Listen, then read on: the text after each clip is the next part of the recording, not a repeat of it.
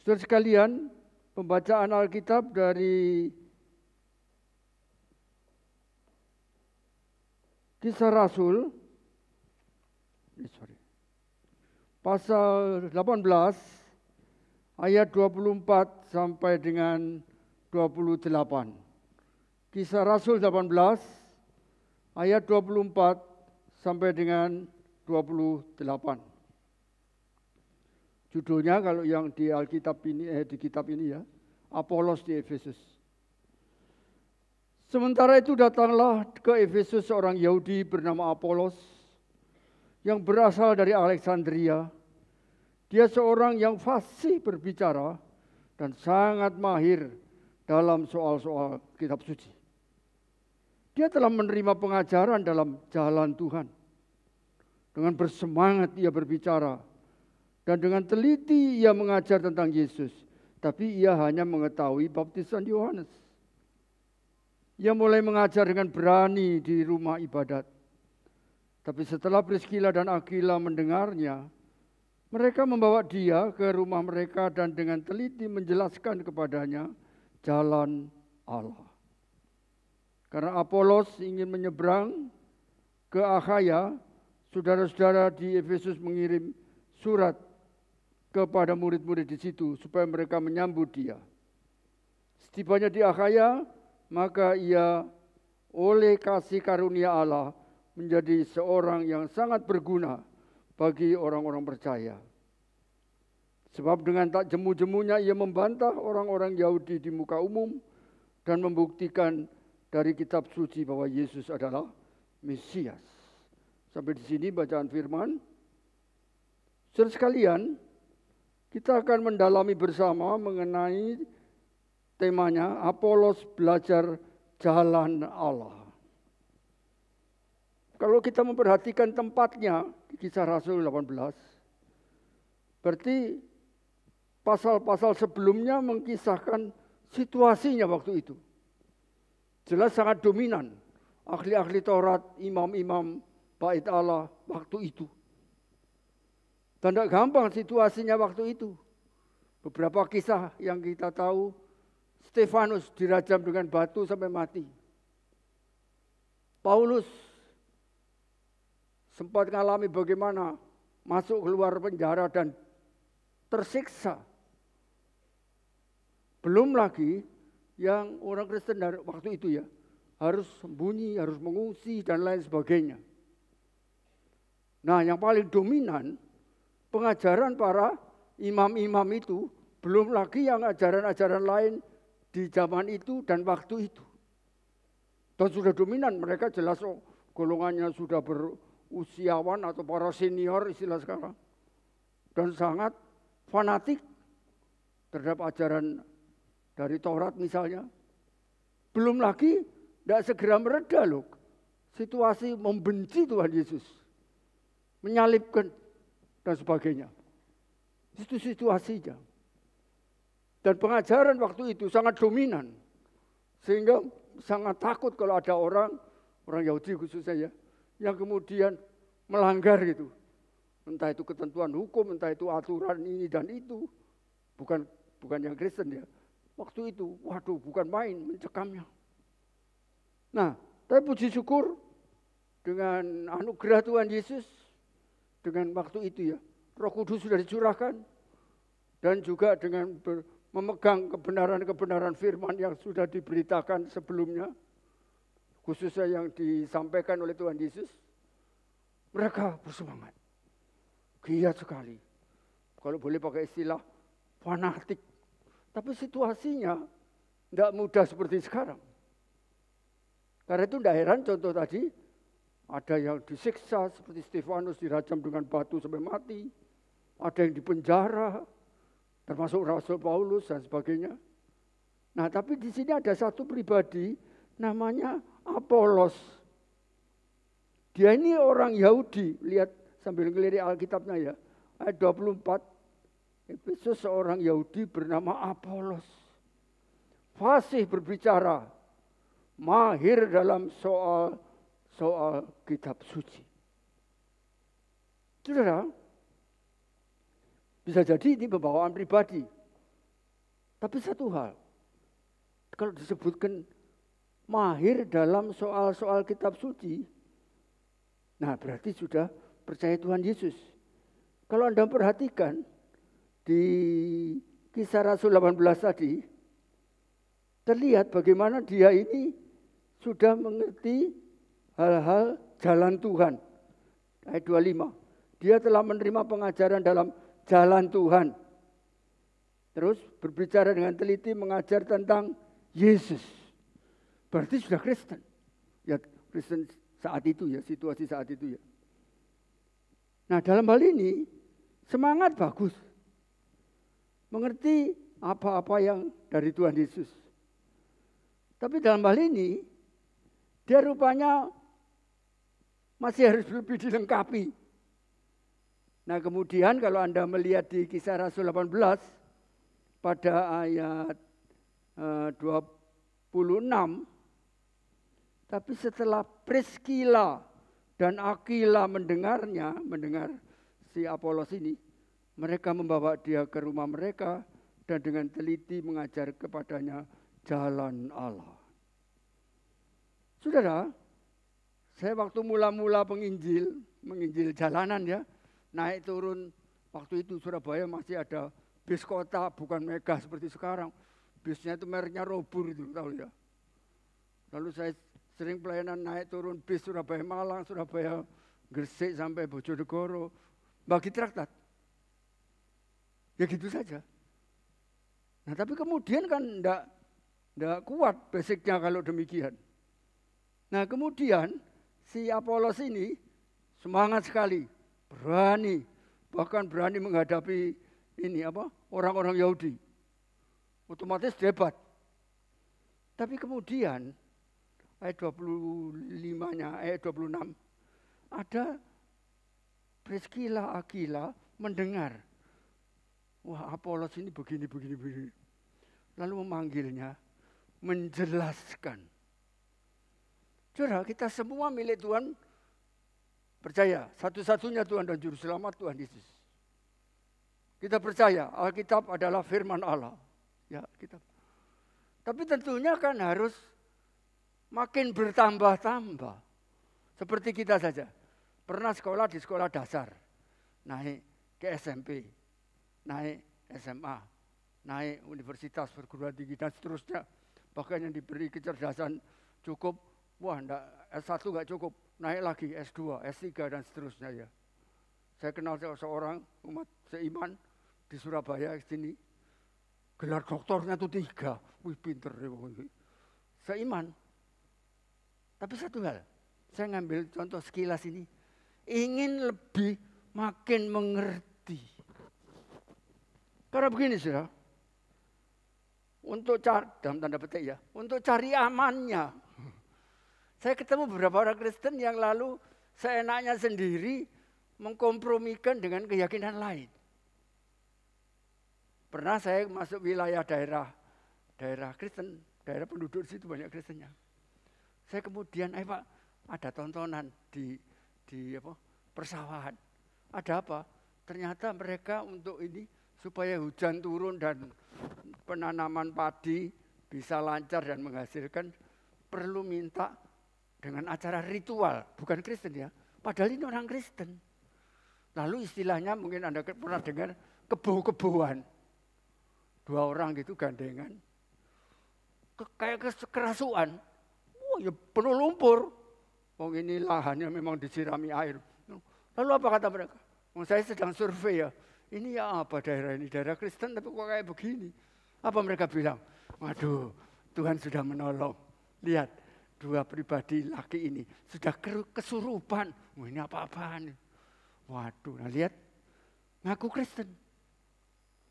Ngaku sudah baptisan sidi. Kok bisa pakai kerasuan untuk mendapatkan berkat Tuhan? Kan nyimpang loh. Salah mengerti atau kompromi ajaran. Ini salah satu contoh saja. Waktu saya pelayanan ke daerah perbatasan Jawa Tengah, Jawa Timur. Blusuan, istilah umum blusuan, ngabarkan Injil.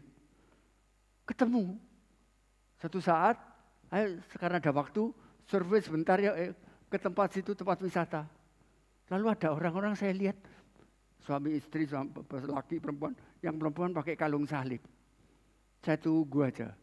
Lalu kemudian ada apa ke situ? Minta jodoh. Loh kok ke kuburan itu? Iya, di situ malaikat Gabriel sama Mikael di situ.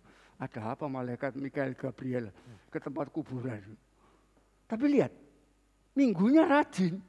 Ketika saya penginjilan daerah situ otomatis hadir loh. Nyanyi ikut ini apa? Double quartet, 8 orang ya. Double quartet. Yesus itu. Loh kayak apa ya? Nyebut Tuhan Yesus, tapi juga ngundang Dewa Petrus, Dewa Semar. Wah, lihat, karena tidak mendalam ajaran dan mungkin ngutip ayat, tapi keliru.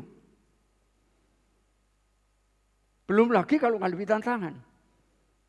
Tantangan yang mencekam. Puji Tuhan saya luput saat situasi mencekam. Bukan saya yang ditarget ya, bukan ya. Tapi ada pelayanan 3 kali loh BOM.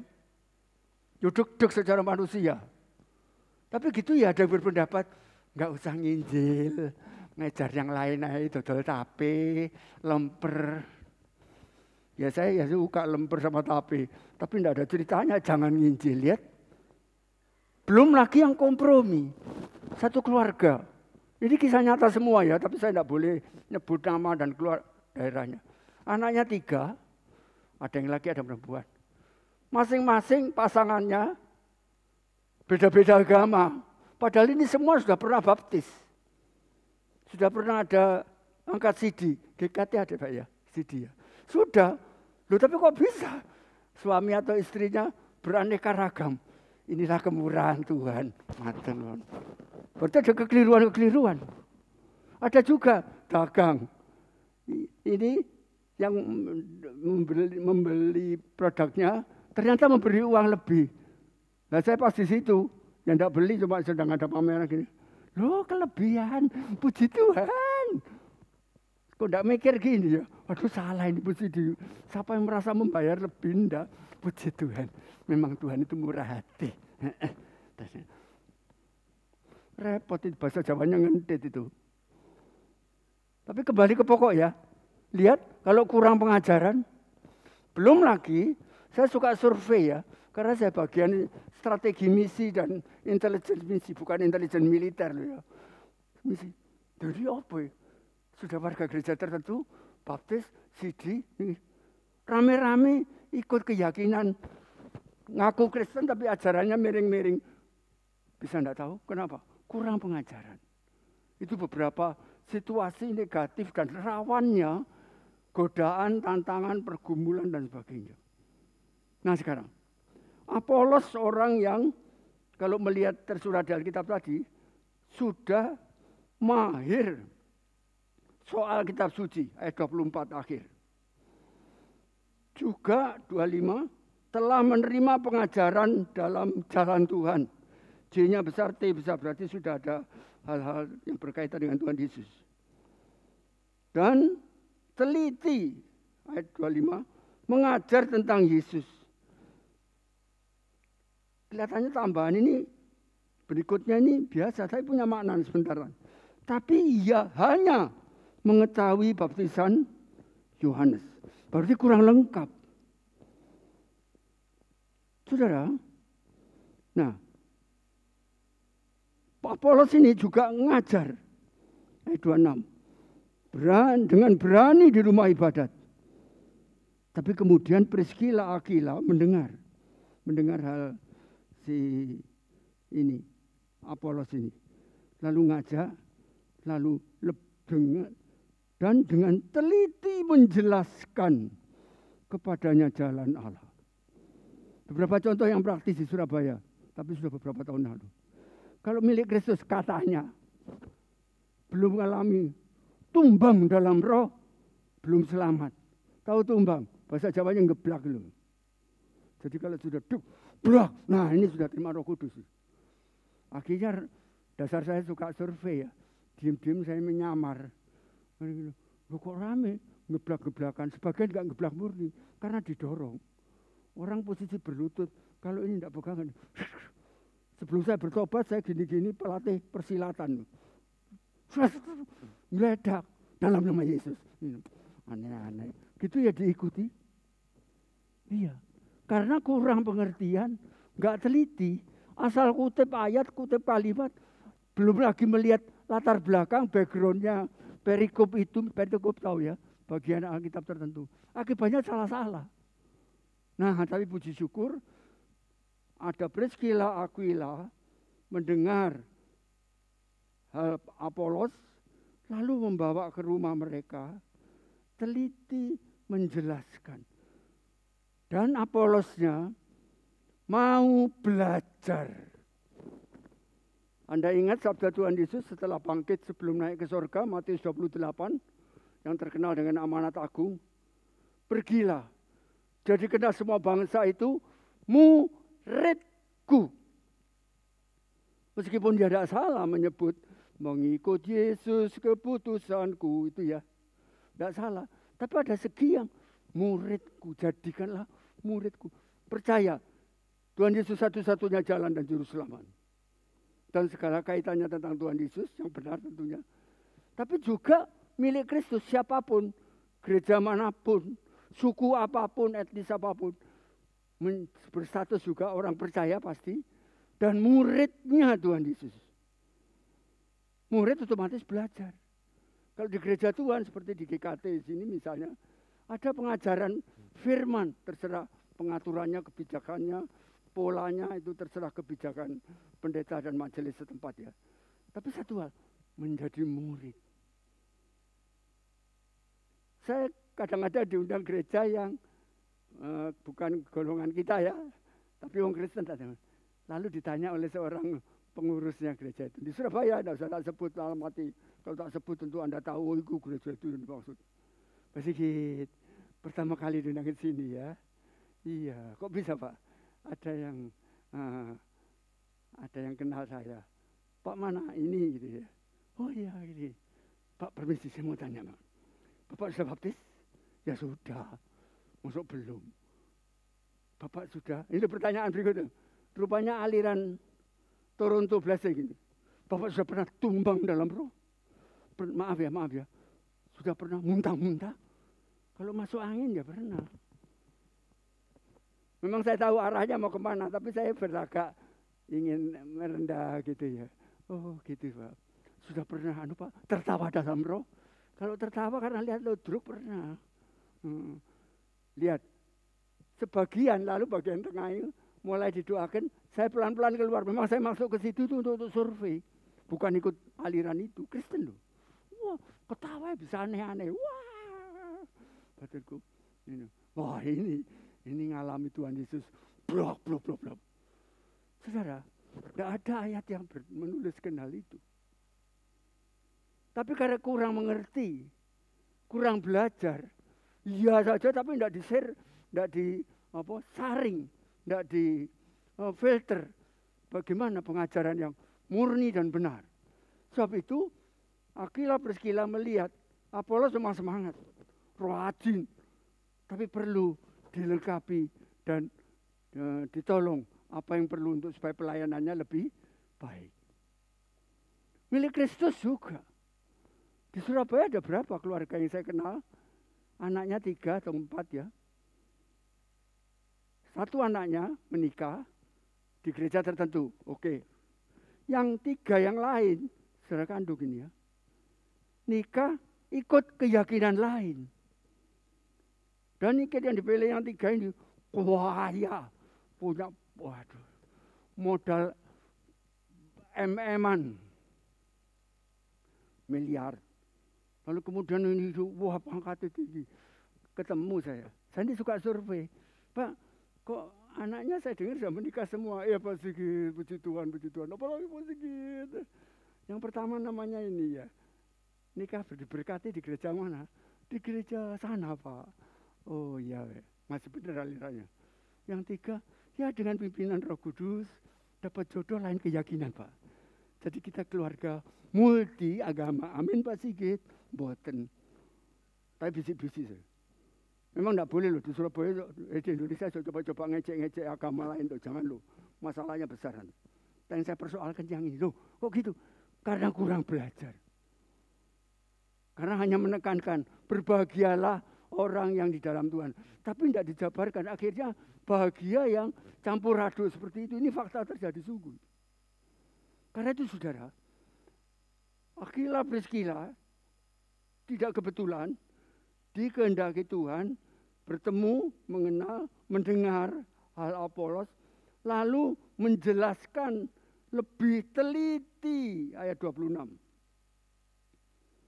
Kemudian Apolos sendiri di ayat 27, Apolos ini lalu bagian langsung akhir ya, setibanya di Akhaya maka ia oleh kasih karunia Allah menjadi seorang yang sangat berguna bagi orang-orang yang percaya.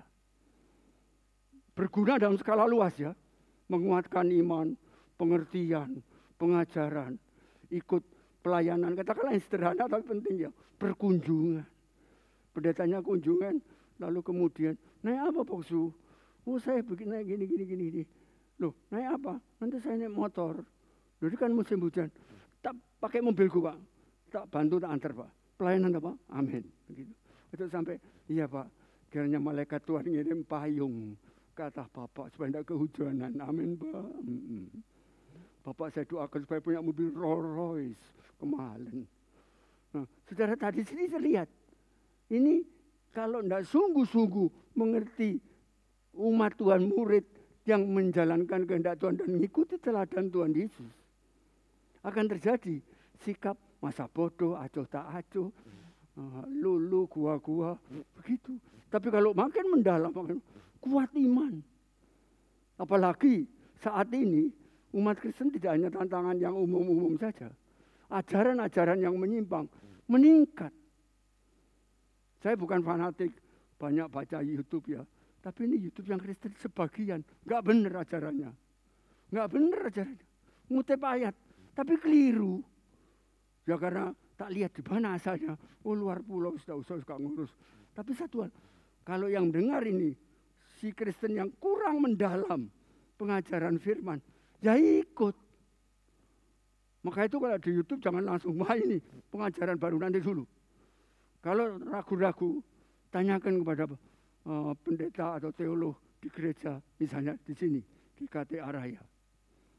Ini sungguh, saudara. Berikut.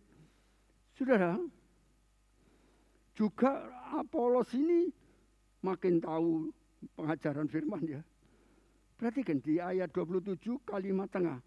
Setibanya di Akhaya, maka ia oleh karunia Allah menjadi seorang yang melihat sangat berguna bagi orang-orang yang percaya. Berguna segi apa? Segi rohani, pengajaran. Bisa juga intervensi pengajaran yang kompromi-kompromi. Anda ingat berapa 2 atau 3 tahun yang lalu ya, katanya saya cuma hanya baca ada-ada saja. Tuhan Yesus sudah datang di Tiongkok sebagai perempuan. Tuh, Tuhan Yesus lagi ya. Perempuan datang di Tiongkok. Kok tidak di Pasar Atung main ya dekat. Gitu ya diamini. Pasti sikit, aduh seneng banget sikit. Tuhan Yesus sudah datang. Kaget saya. Tak pikir datang untuk sekeluarga percaya Tuhan Yesus umumnya. Tuhan Yesus datang. Kapan? Oh barusan beberapa minggu yang lalu. Di mana? Di Tiongkok. Loh kok bisa? Tidak ada tersurat. Memang belum ditulis Pak. Nanti ada ditulis tambahan lagi. Kacau orang ini. Gitu kalau Anda dengar yang aneh, tanyakan ke Bapak pendeta atau penginjil atau teolog di gereja. Jangan langsung, amin saya setuju. Nanti dulu. Kecuali dia mau impor panda, itu lain-lain ceritanya. Maka itu saudara perlu. Lihat. Menjadi seorang yang sangat berguna. Dalam segini, pelayanan, mendoakan, pengajaran. Terus kemudian berani Apolos ini. Sebab dengan 28 tak jemu-jemu ia membantah orang Yahudi di muka umum. Dan membuktikan, lihat pusatnya. Dari kitab membuktikan dari kitab suci bahwa Yesus adalah Mesias. Setiap milik Kristus yang benar pengajarannya, keimanannya, pusatnya Tuhan Yesus Kristus. Dan berani, jadi misalnya, saya berapa belasan kali, tapi ditemui orang sengaja, orang ini cari gara-gara. Yesusmu itu gini. Kalau saya bereaksi keliru, bisa urusan lain. Tapi saya bilang, gini ya Mas ya, Anda pelajari lebih mendalam. Kalau mau ketemu pribadi, atur. Seminggu, 2 minggu sekali kita ketemu. Anda ke rumah saya atau saya ke rumah Anda. Nggak nelpon lagi. Tapi jangan langsung ditabrak. Karena, tapi kalau orang ini gerilya untuk mengacaukan keimanan, itu sudah terjadi. Lihat saja merosotnya kekristenan di beberapa negara barat. Ada juga beberapa daerah basis Kristen di Indonesia yang juga terpengaruh begitu-begitu. Masih Kristen, tapi ajarannya nyimpang sana, nyimpang sini. Tapi itu belajar dan belajar, terus belajar. Saya kenal 3-4 hamba Tuhan, semuanya sudah pendeta, sudah emeritus, tapi 4 orang ini saya angkat jempol. Usianya sudah umur 70 ke atas, 80 ke atas. Doktor semua dan sangat injili. Itu pun masih baca. Mari Pak Sigit, saya sedang mendalami surat Paulus ini. Loh memang, ya berkat Tuhan gelar doktor teologi saya cuma 2. Cuma 2. Tapi satu hal, kerinduan ingin terus mendalam. Kalau ada orang Kristen nyanyi, ku mau cinta Yesus selamanya.